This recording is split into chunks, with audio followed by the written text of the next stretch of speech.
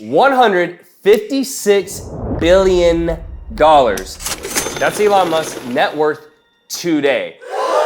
But let's back up, because how do you even start to make that kind of money?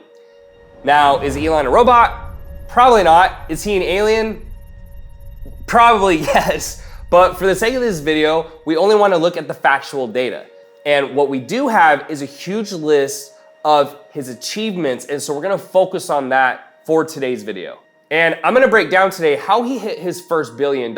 And my guess is after I've done that, you hitting your first goal of 10K months is going to seem a lot more achievable and realistic, and maybe even not a high enough goal. So let's go back to Elon Musk's childhood. Elon was born on June 28, 1971 to a Canadian mother and a South African father, who I'm sure had no idea they were about to create, or did create, one of the most brilliant people the world has ever seen.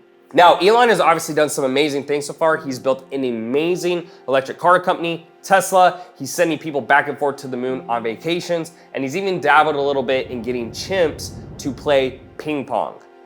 Now, ironically, I don't know if YouTube would have even put this video out 10 years ago, but the irony is that all these projects are actually verified things he's actually worked on, and so hopefully I'm gonna be okay sharing those things with you today. So Elon attended the University of Pennsylvania, where he received a bachelor's degree in economics and physics. Then in 1995, he moved and attended Stanford University in California, and that's where things start to get really interesting. Now, instead of going to Stanford when he got there, Elon actually co-founded a company called Zip2 with his brother Kimball. Now, I personally love that Elon worked with his brother Kimball, because I don't know if you know about me and my company, but both of my brothers work here as well. So I really wanted to share this success story personally, because I can really relate to working with my brothers. Back to the story, that company that Elon started actually got acquired in 1999 for $307 million. Think about that for a second, $307 million. So pretty impressive, right? He's made over $250 million from the sale. He's probably set for life, but what's next? We all know Elon, he's crazy in a good way, in my opinion. So what's next? So after the first buyout of Elon's first company, he goes on to create an online bank called X.com that later merges with another company called PayPal. I'm sure you've heard of it. In fact, they're still holding thousands of dollars of my stuff from 7 years ago. For those of you who are entrepreneurs, you will understand that joke. Now, PayPal is cool and all, but remember, we're talking about Elon's net worth. And as of now, we're only at about 300 million or so. So where does the rest of this money come from? Now, the original company got bought by eBay in 2002 for 1.5 billion. So it's a pretty sweet payout, don't you think? Now, why am I sharing this with you today? Because even if you're not trying to make $1 billion, this story has 3 fundamental principles that play into all types of entrepreneurship. And the other part is that Elon used to be in the same boat that you and me are. The same exact boat. And that's what actually inspires me today, is Elon started with no money essentially, is self-made, and is now one of the richest men on planet Earth, if not the most brilliant, right?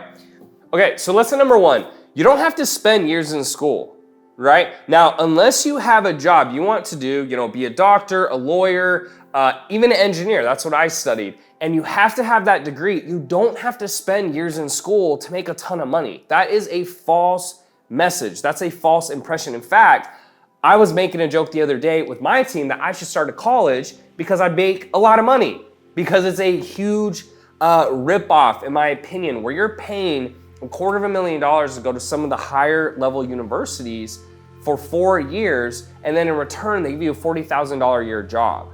What is the point of that? So that's lesson number 1. Lesson number 2 we can take from Elon is build your company to sell it from day 1, even if you aren't planning on it. So what do I mean by that? Build the business in a way that if it ever takes off and you want to get rid of it, you can sell it, which means you have to have systems, operations, you have to have other people who will possibly even be the face of the business. You have to make sure you have a team and an infrastructure, SOPs, low ticket offers, high ticket offers. Like, there has to be that infrastructure so that you can step out of the business and work on the high level ideas versus being inside it. If you're always working inside the business, you're never gonna be able to sell it, because when people go to buy it, they see that the success of the business is reliant on you. That will never work. One of the biggest things people look at when looking to buy a business is it self-sustaining without you and or having certain people in place? If the answer is yes, you could sell it for a much higher multiple. If the answer is no, it's gonna be very difficult. So lesson number 2 is build the business like you're gonna sell it from day one. Lesson number 3 is relationships are the springboards for success. You cannot get to high levels of financial success on your own, and that's something I learned early on. In fact, one of the reasons people ask me, Tanner, how did you go from basically zero to making over $10 million in less than 2 years? I did it in 22 months, just under 2 years. How? Because I had those 2 initial relationships with my brothers, so I didn't have to go out and find someone and train them. I could take my brothers who I had a lot of trust with and start building the company from there. And that is super key to building super successful businesses. Is you have to have trust, you have to have relationships, and that's what helps grow the business and also leads to other opportunities. There's also the reference that you are the average of the 5 people you spend the most time with. So believe it or not, who you spend your time with the most often does formulate the type of decisions and actions you'll take and what happens in the rest of your life. So get out there, go for it, and start building those relationships, because that's gonna be key for your success. And if you need help with that, let me know. I also have a course that I call Convergent Conversations that shows you how to start leveraging these relationships, how to start speaking to people in the proper way so that you can start to build upon that and get your start with success. So before I wrap this up, I just wanna acknowledge that some of you might hear, so-and-so has $156 billion, but I have nothing, or little old you have nothing.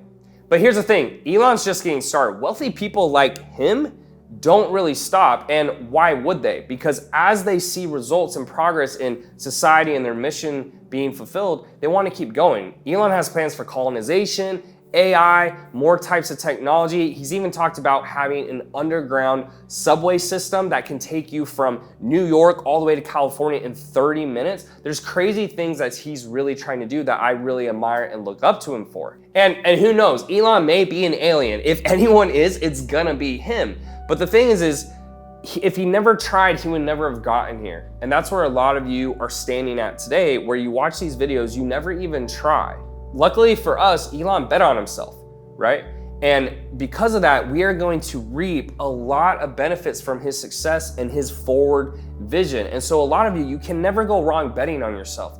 A lot of times I think as humans, we think that if we bet on ourselves and we go for our goals and our dreams, that so many bad things can happen, but really not a lot of bad things can happen.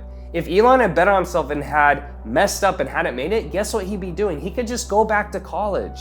He could go back to Stanford. He really doesn't lose anything. And if Stanford won't take him, he can go somewhere else.